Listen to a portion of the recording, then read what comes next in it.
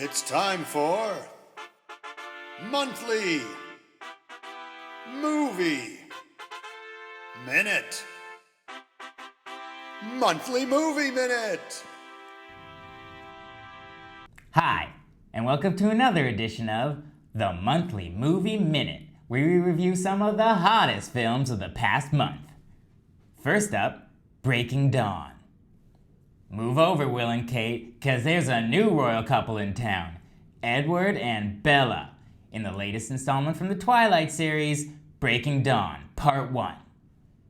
Now, Breaking Dawn Part 1 is actually Part 3 of what will eventually be a 4-part trilogy, which is pretty strange because I thought vampires were supposed to be good at counting. But regardless, this movie was a lavish affair that spared no expense. And their wedding was pretty great too, complete with blushing bride, extremely pale groom, and a menu with a choice of chicken or steak. Through the heart if Jacob has his way. But of course, the real story of this film was Bella's burgeoning baby bump. And that was no immaculate conception, or should I say, imdraculate conception, as evidenced by the steamy sex scene, which should be great for all the young kids watching out there. Hey, they gotta learn sometime. Daddy, why is Edward hurting Bella? It's called sex, dear. Now leave me alone. Daddy's trying to spot a nipple. Seriously though, it was a very graphic scene. I mean, for a few minutes there, I thought Edward was having sex with someone named Dawn because it really did look like he was breaking her. But don't worry if your kids do see this movie, because it has a great message in it. For all you young ladies out there who want to have sex with a vampire but don't want to end up like Bella, make sure you use protection. Next up, we turn to Puss in Boots 3D. Yes, everyone's favorite Mexican cat is back in this perfect remake of the classic fairy tale. Now, I know I've come out against 3D movies in the past, but I actually loved it in this film. I really thought it added a new dimension to it.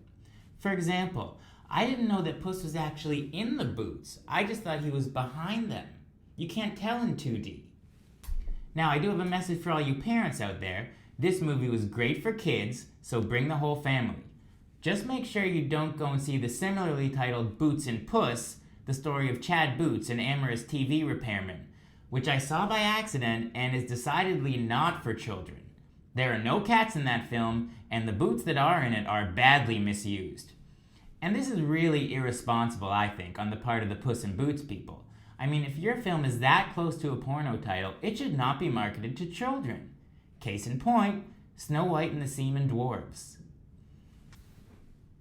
And finally, we turn to J. Edgar.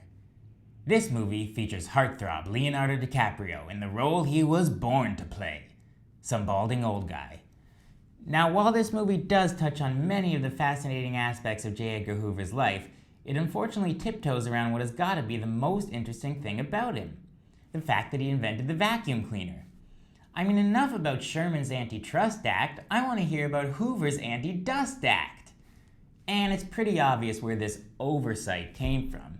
This film was obviously in the pocket of Hoover's biggest competitor, Dyson and his pivoting ball.